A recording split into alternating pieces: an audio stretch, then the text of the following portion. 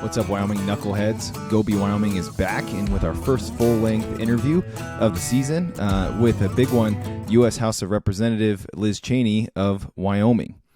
Our full-length interviews are where we get to sit down and have formal interviews with our guests. It could be business leaders across the state, politicians, of course, or just friends of the show. We hopefully have formal, open, unbiased conversations on important Wyoming issues and topics.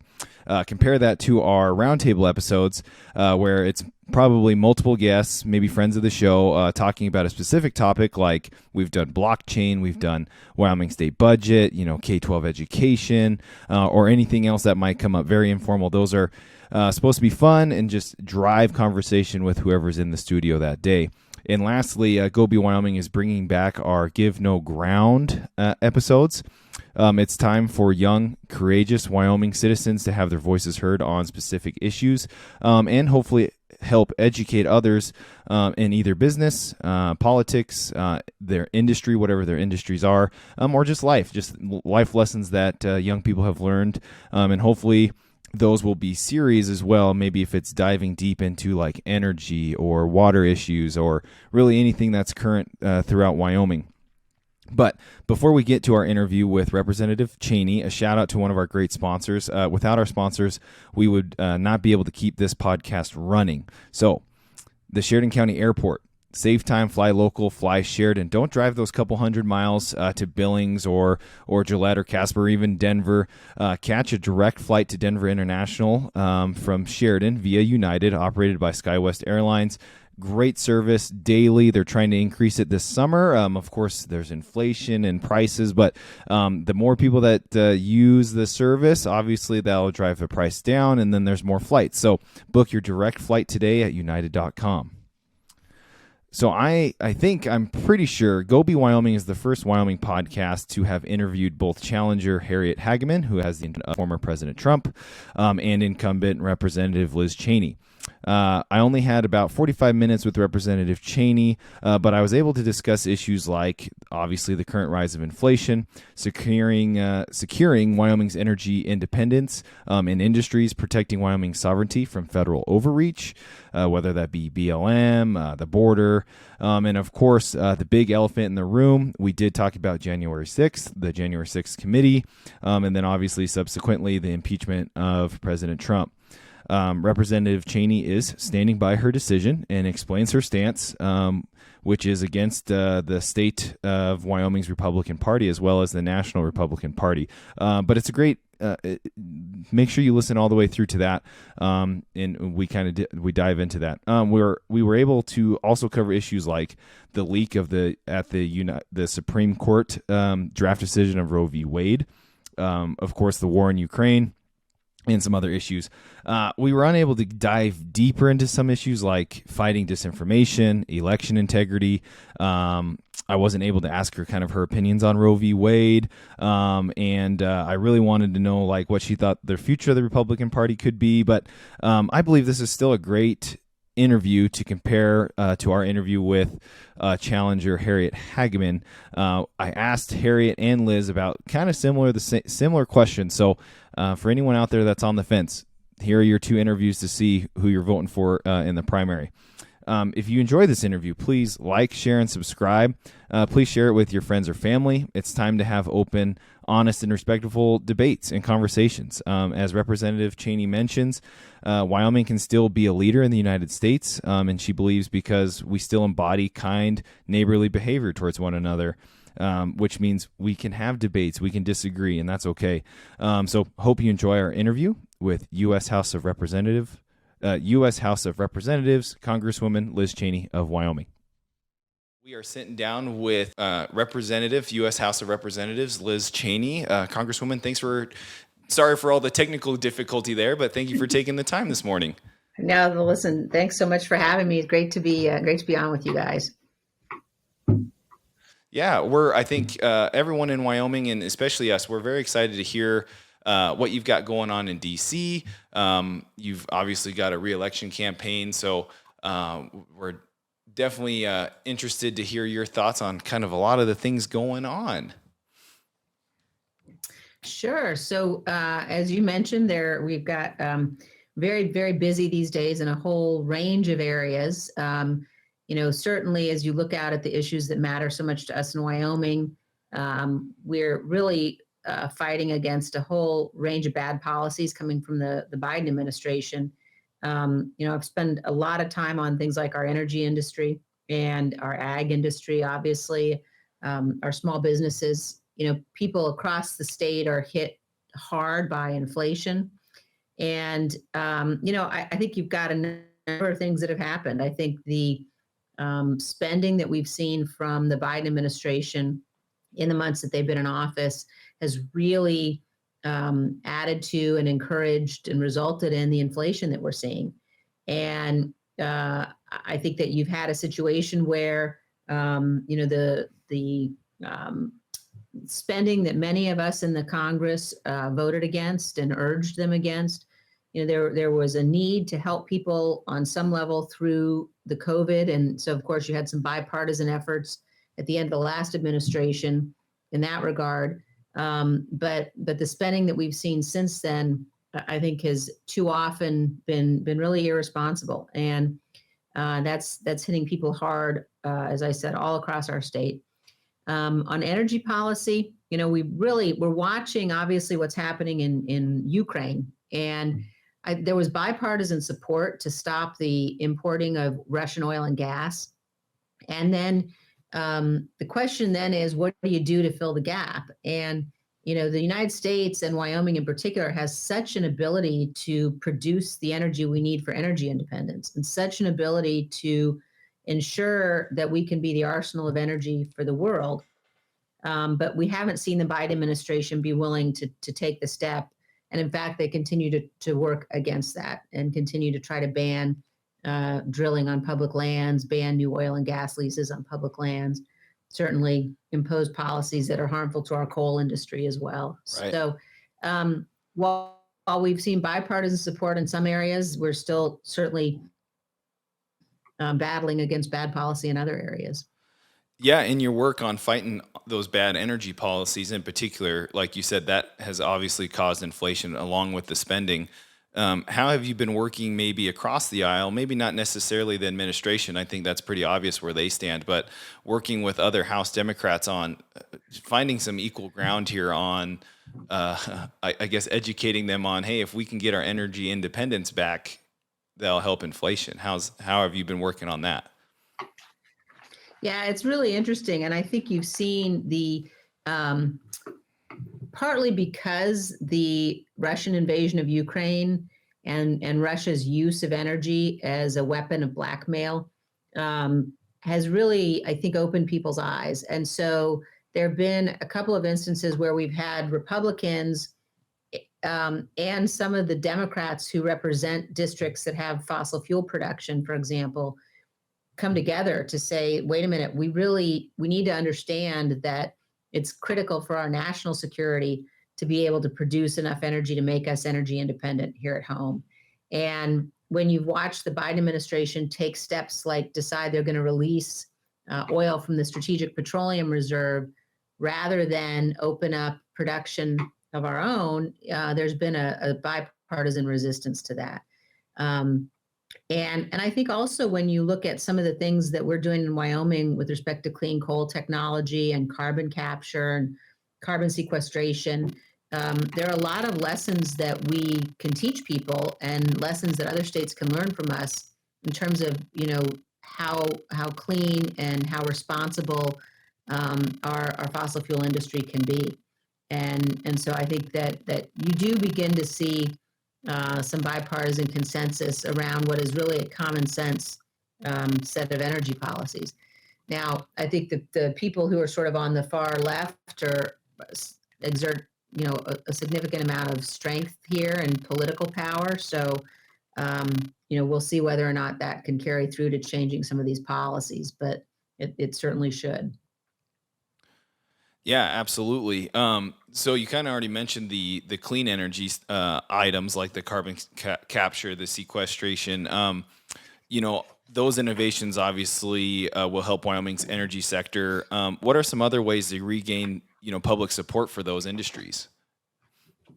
Yeah, I mean, I always feel like a big part of my job is education in terms of educating people outside Wyoming, educating people who've never been to Wyoming, educating people who, maybe have kind of a concept of fossil fuels that doesn't match the reality of how we actually produce fossil fuels in Wyoming and across the country. So a lot of that is, helping to make sure um, that people in the energy industry in Wyoming have a voice, and a national voice, and a voice to say, look, before you start attacking Wyoming's coal industry, why don't you actually come visit and see what it looks like when, we've been able to reclaim areas, in the aftermath of mining. And many of those areas that have been reclaimed, for example, are better, more pristine, healthier, both in terms of the rangeland, as well as in terms of the species that you find there. Like, come see the reality. Come see the reality of, for example, what we're doing at the Jonah field with new technology, with drone technology that helps detect leaks immediately, and allows us to make sure we can get out and repair those quickly. Come see what we're doing at Dry Fork Power Station and with the Integrated Test Center, and understand the leading role Wyoming is playing in demonstrating that our fossil fuels can be the cleanest. They are the cleanest in the world, and they ought to drive the production of energy that the country needs. Yeah, no, that's well said, and I think education is a big one for sure. In respect to your one of your opponents, Hageman, she mentions you are not on the Natural Resource Committee. We've just talked about energy for a whole good 5 minutes. What would be your response to that in regards to how you've been able to work for Wyoming's energy sectors? Yeah, well, I think if you look at a couple of things, one is the Republicans right now, we're in the minority, and as you know, and there's nothing productive coming out of the Natural Resources Committee with the Republicans in the minority. So this Congress, I have become the vice chair of the Western Caucus. And the Western Caucus is a place where we're really able to we can hold the kind of public hearings that we need to be able to hold. We can give voice to people from all across Wyoming and all across the West on these issues that are so critical, both to our energy industry and our ag industry, looking at issues like regulatory reform, water issues. So the whole range of issues where the Western Caucus has been a much more effective and frankly much more important place as Republicans are in the minority to be able to fight for these issues. I also am really proud of my record on these issues, and proud of what I've been able to do in the last 6 years as Wyoming's Congresswoman. The very first piece of legislation that I had passed was a piece of legislation that repealed BLM Planning 2.0. And Planning 2.0 would have been a really damaging rule for us across the board. It would have given, for example, foreign NGOs a seat at our table to help, have input into land use management decisions. And so, my record in terms of being able to work with the previous administration, with Trump administration, and get policies in place in that administration that were important for Wyoming, things like repealing the waters of the U.S., all of the important work that we were able to do in terms of regulatory reform that really helped our fossil fuel industry. I'm very proud of that record. And my record in this Congress, and when we've had the Biden administration in place, which again is an administration that does not, in my view, have the right policies when it comes to fossil fuels.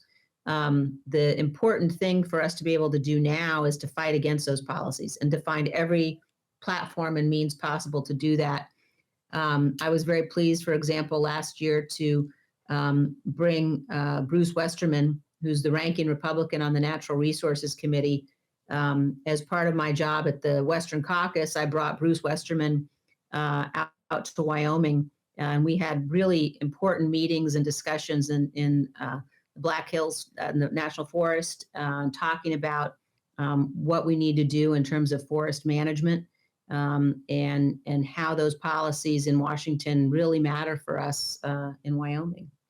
Oh yeah, no, that's well said. And I do want to get into your thoughts on public land versus private land. You mentioned kind of the BLM 2.0.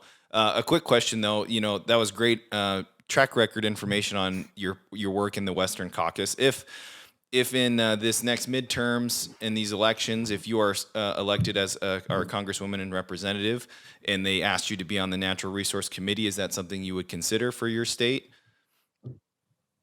Yes, look, I will always do everything necessary and possible to make sure that Wyoming has the strongest voice fighting for the issues that matter to us. Awesome. And then, yeah, so leading into, you kind of mentioned the BLM 2.0 and the work uh, fought against those policies. Just briefly for everyone, how would you describe your position regarding, private land versus public land use, in particular to the state of Wyoming? Well, it's such a fundamental issue. I find people are always surprised, people outside Wyoming, when I explain to them, 50% of our land is federally owned. And the impact that that has on every single aspect of our lives in Wyoming, you just you can't understate that. And so when you think about what that means, when you're talking about the importance of, first of all, right now it's trying to fight against the Biden administration's 30 by 30 plan, which I've introduced legislation, for example, that would ensure that private landowners cannot have their land, basically taken by the government under that 30 by 30 initiative.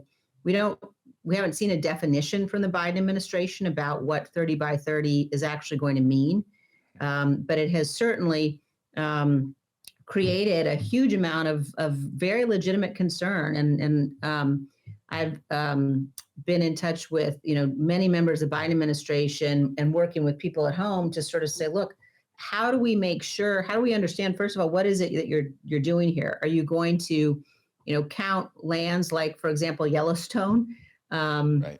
Grand Teton? Are you going to count national park lands as already conserved? What is it you're asking these states to do? And how is this not just a massive land grab?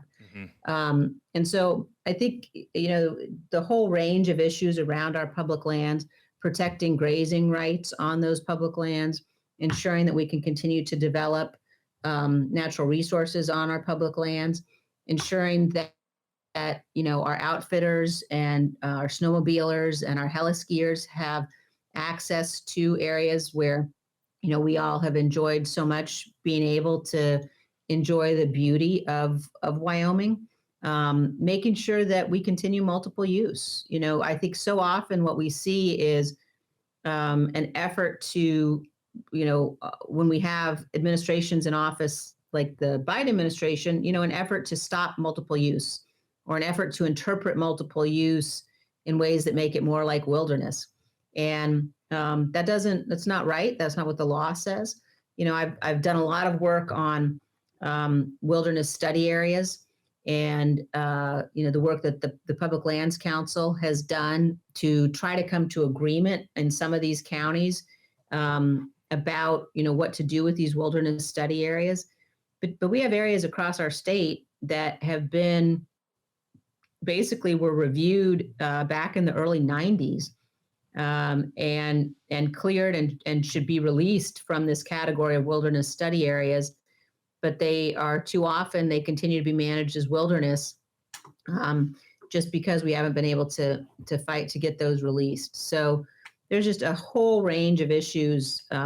Waters of the U.S. is another one where you see the Biden administration trying to come back in again and impose definitions that just are absolutely unworkable. And it's, as I mentioned, our ag industry, our energy industry, but our small businesses, real estate developers, all of the businesses that really make up our economy in Wyoming and that we depend upon are really hurt by massive government regulatory overreach. And fighting against that, I think, is just a critical part of the job of Wyoming's member of Congress. Yeah, that's wonderful. And that was going to kind of be my next question, was kind of how have you been working to maintain Wyoming's sovereignty? And you kind of hit kind of all those right there. I do want to move into another question, though, kind of on that same thread. Protecting Wyoming's industries, ag, energy, of course, and small businesses. But how have you been able to determine, how to try and carry out Wyoming citizens, demands, even if it might conflict with your personal preference? Or, the next question is, how do you determine that judgment call, and self-analysis when a situation does come up?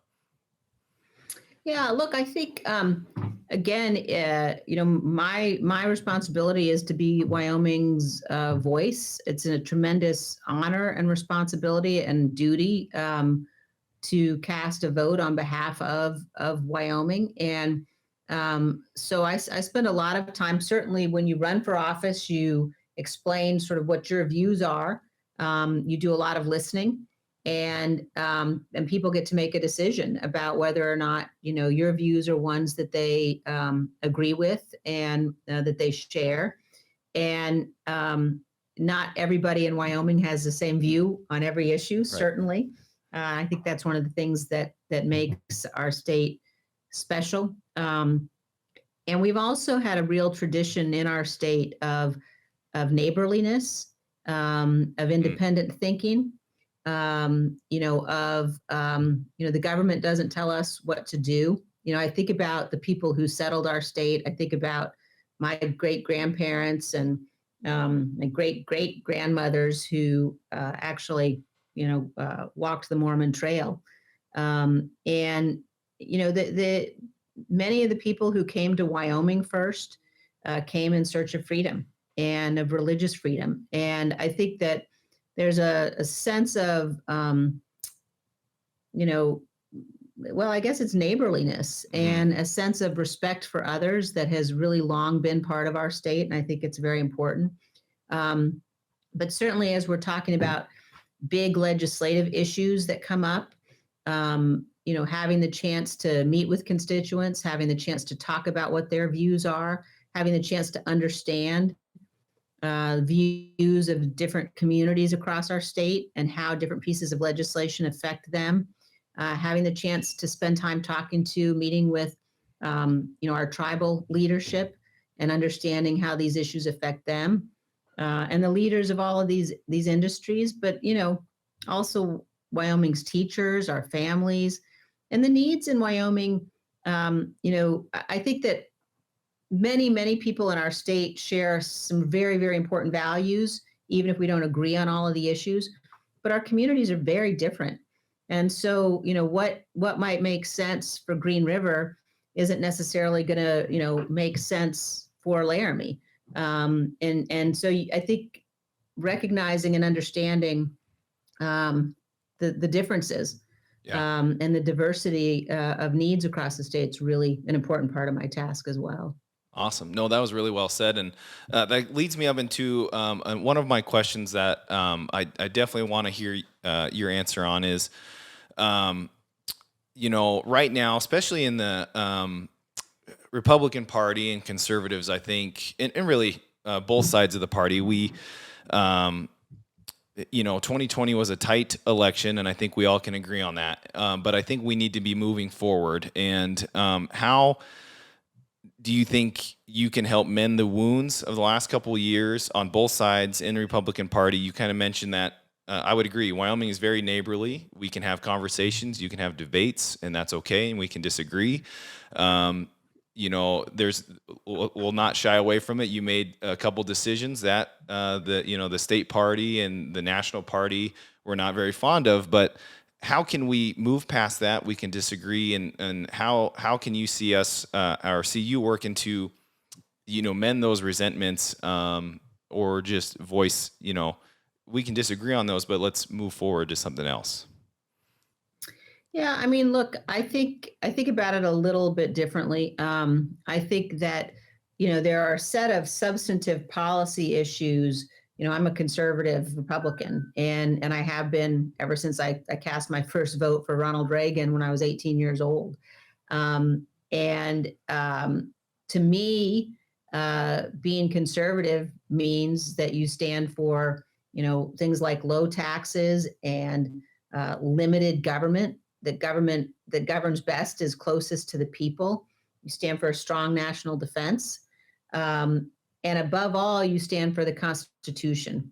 And so I think that, we need to recognize the challenges and the threats the country faces, and we need to elect people who are serious and who will address those threats seriously. I have very real and significant concerns about the leadership of our current state party in Wyoming. Our state party chair is a member of the Oath Keepers. He was here at the Capitol on January 6th. He went home and he advocated for things like secession potentially. Those are not views or values that reflect conservatism. And when I watch things like the state party a week or 10 days ago at the party convention, essentially rejecting the delegates from Laramie County and from Natrona County, that tells you that something is really wrong with our state party. And I think that we really have to come together to say, we're going to reject lies. We're going to reject any use of violence in our political process or our political system. The peaceful transition of power is fundamental and necessary for the republic to survive. And so my vote to impeach Donald Trump, my work on the January 6th committee, is all focused on what do we need to do to understand that attack and to make sure nothing like that ever happens again, to make sure that Congress puts in place the kind of laws that we might need to ensure nothing like that ever happens again. And my job as Wyoming's member of Congress is to uphold my oath to the Constitution. I've watched too many Republicans decide that they were going to put politics ahead of that oath, decide they were going to put loyalty to Donald Trump ahead of their oath to the Constitution. I will never do that. I think that risks the survival of our constitutional republic. And I think that, fundamentally, all of us as Americans have to put defense of the Constitution ahead of party. I mean, we all, those of us who serve and who have served, take an oath to the Constitution. We don't take an oath to our political party. We don't take an oath to any individual. We take an oath to the Constitution, and we take that oath under God. And I take that very seriously. And I think all of our elected officials need to take that seriously. Yeah.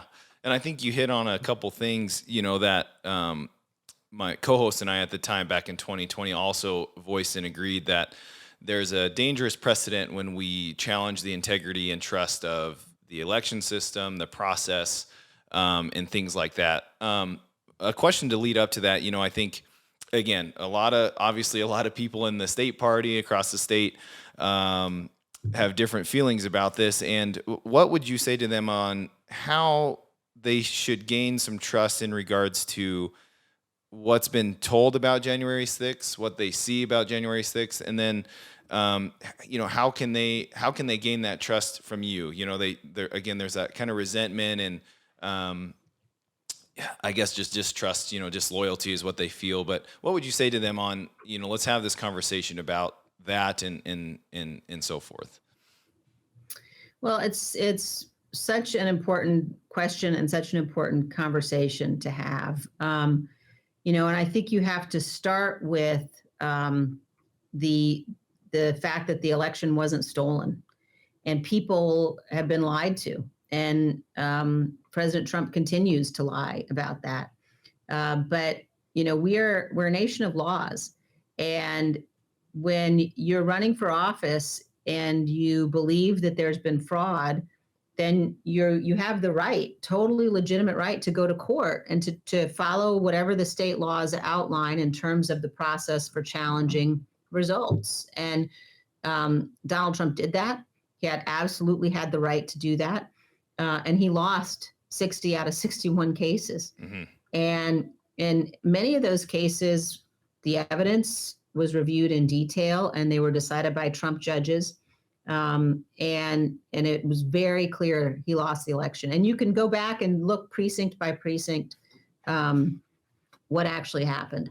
So I think that it's very important, to understand we have a real problem, not just in politics today, but in society, um, because in too many cases, disinformation is just being spread, and people are being lied to. And one of the things that we have had the responsibility to do on this committee is to interview a number of people who were here at the Capitol, who came, and some of them, a number of them, have been convicted, and the stories that they tell, and the stories that have been public about people saying, "Well, we came to the Capitol because Donald Trump told us that we could change the outcome of the election on January 6th."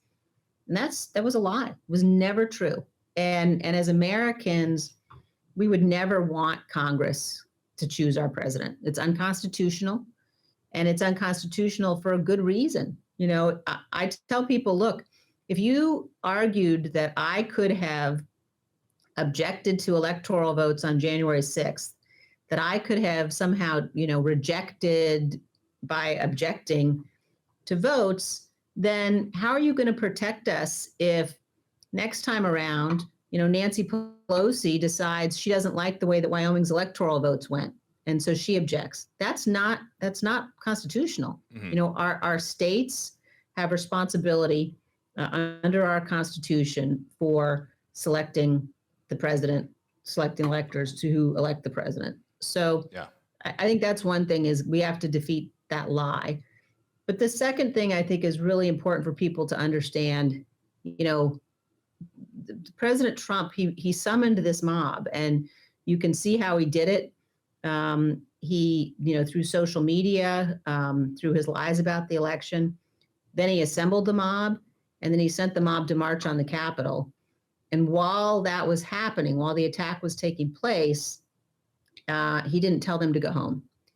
And it for hours, he sat and did not tell them to go home, while police officers were being brutally beaten and attacked, while thousands of people, armed in some instances, attempted to attack the Capitol, did attack the Capitol. He didn't stop it, and he's the commander in chief. So I think that we need to sort of establish the basis of what happened, and then we need to say, look, we believe in conservative principles, so let's figure out how we're going to get people elected who will actually fight for those things, and not become the party that embraces the kind of violence that we saw on January 6th. Yeah. Well, I was glad. I'm happy that you answered that, and that leads me to another question. This is a very hot topic, and I want your thoughts on kind of a very similar situation. This very unprecedented Supreme Court draft decision leak, and right now, this administration currently is doing nothing to stop people pretty much following around and harassing our justices. How do you see this undermining the Supreme Court moving forward? Have you heard of any special committees or anything looking, investigating into this leak? Well, I think the leak itself is really tragic. I think the Supreme Court, for the most part, in recent history, has really managed to be kind of one institution in Washington that stays above politics. There's been, a real confidence among, the clerks and the justices on the court that they could have these discussions privately. And I think the leaking of this opinion really does damage to the institution of the court. It's also likely illegal. And I think that whoever did it should be prosecuted to the fullest extent of the law. I also think it's absolutely wrong, and probably also illegal, for people to be protesting outside justices' houses and pressuring justices. And when you hear that Justice Alito, for example, and his family had to go to an undisclosed location, we are not a country that can ever be ruled by that kind of political intimidation.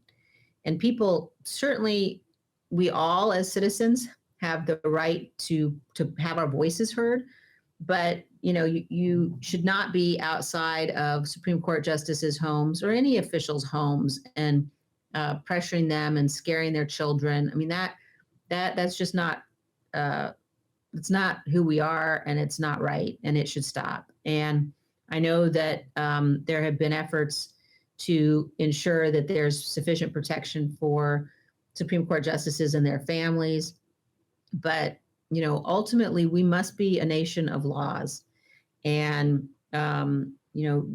political intimidation and political pressure runs counter to the importance of us as a nation of laws. And I think it's very important for people to understand how quickly things can unravel if we succumb to mob rule, Sure. if we abandon the rule of law. Yeah. I've got one more question because I think that was probably your timer for you to go. But no, it's they're telling us the House is coming into session. Oh, okay. So with that, Congresswoman, have you heard of any investigations, or I guess just is there an investigation started on the leak? Is my question, I guess.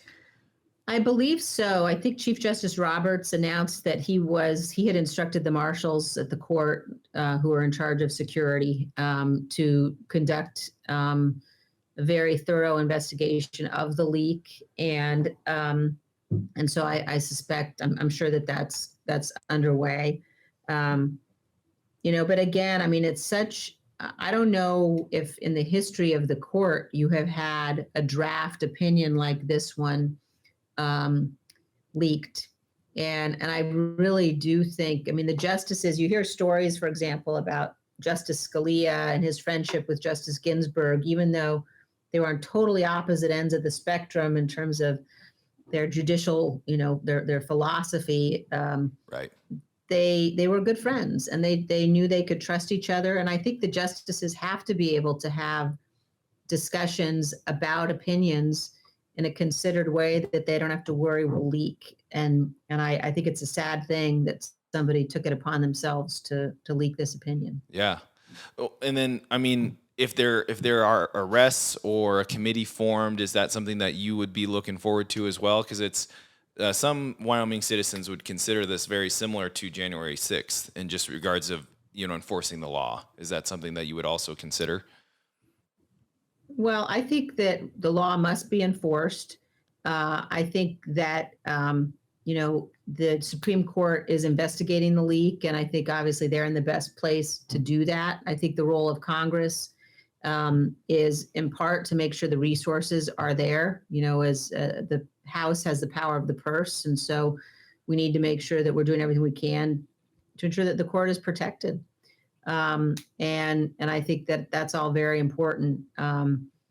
And look, I think certainly as we look towards June, when the court will release its final opinion, I think we all need to be very aware of the fact that we have to respect the rulings of the courts. And that may be in this case a ruling that those on the left disagree with. But the obligation to respect the rulings of the courts is something that we all share. We all have to adhere to. Yeah, well said. All right, one last question. I know you got to get going.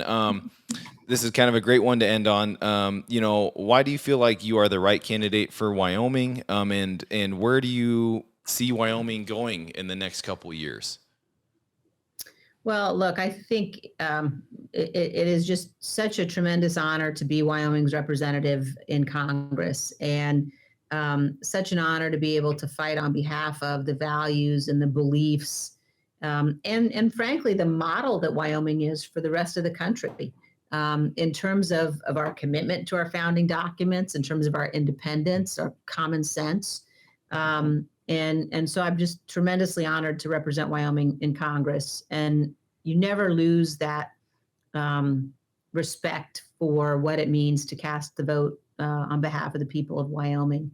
I think we have, big challenges ahead for our state as we look at dealing with inflation, as we look at making sure that our energy industry and our ag industry can continue to thrive, as we look at how do we keep young people in Wyoming.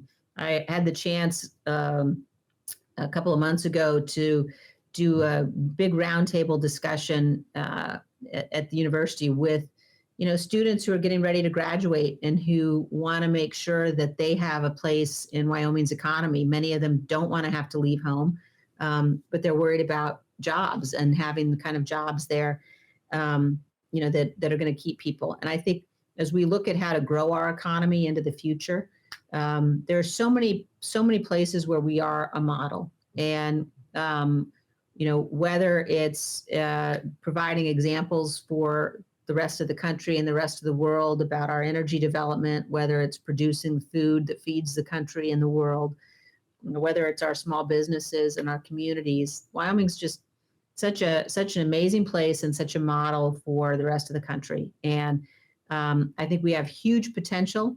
We haven't even talked about things like our uranium industry, which is another place where, given what's happening in Russia and Ukraine, we want to make sure that Wyoming's uranium industry stays healthy and robust and continues to grow. So we have a very exciting challenges ahead, and I look forward very much to helping be part of representing Wyoming and being our voice into the future. Wonderful. Last question is, do you have any planned events this summer for campaigning? And then where can people follow your campaign moving forward? Yeah, absolutely. We'll be all over the state this summer, and on our Cheney for Wyoming website, and then also at Liz_Cheney is my campaign Twitter. We're also on Instagram, which we'll have to tell you. I don't know what our Instagram is actually. We can get that to you guys. That's all right. Facebook. Yeah. But look forward very much to being all across our state and in communities across Wyoming over the next several months, and having the chance to talk to people in big groups and small, and look forward to having the chance to ask people for their vote, and to debating these issues, and talking about the things that really matter to all of us. Yeah, wonderful. Well, if you're swinging up through Sheridan, hit us up, and we'd love to have you back on and have more of this conversation. But sounds like you better be going into the house there. So, Representative Cheney, thank you for your time, and we hope to talk to you soon again. Sure. Thanks so much, Aaron. Great to be with you guys. Yep. Thank you for having me on. Thank you.